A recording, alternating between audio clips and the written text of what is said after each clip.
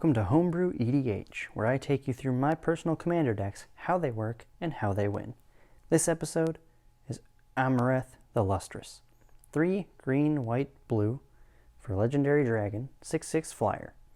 Whenever another permanent enters the battlefield under our control, look at the top card of our library. If it shares a card type with that permanent, you may reveal that card and put it into your hand. I built this deck around taxing our opponents with enchantments and grinding them to a halt. With that, let's get into it. We're going to start this video with all the control cards. Cards like Austere Command and Flood of Tears can permanently or temporarily wipe the board of any problems. Cards like Dovin, Hand of Control, and The Wanderer can also help us out in various situations. Kaiga, the Tide Star, is a mind control on a stick.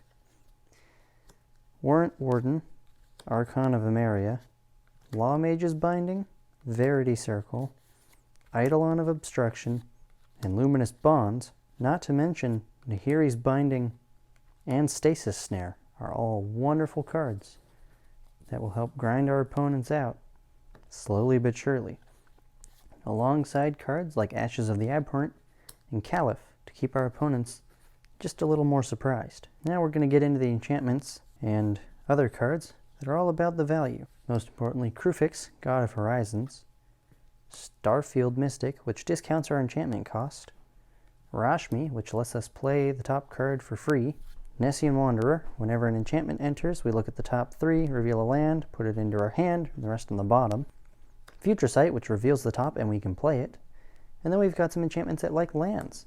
Retreat to Emeria, we can make 1/1s or give our creatures +1/+1, and Kalani Heart Expedition, which will ramp us for playing more lands. Most valuable card, I believe, goes to Ajani Unyielding.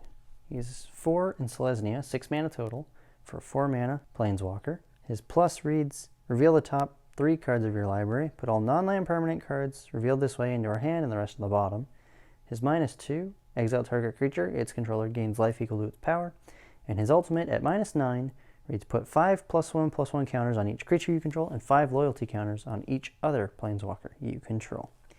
And since we love messing with the top of our library so much, we've got cards like Anticipate and Sleight of Hand, which will all let us mess with the top cards so we can get what we want, when we want it, and use it as we deem necessary.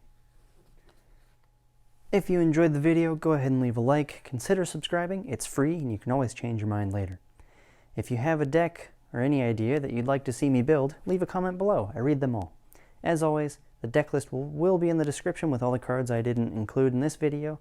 And until I see you guys in the next one, take it easy and enjoy your stay.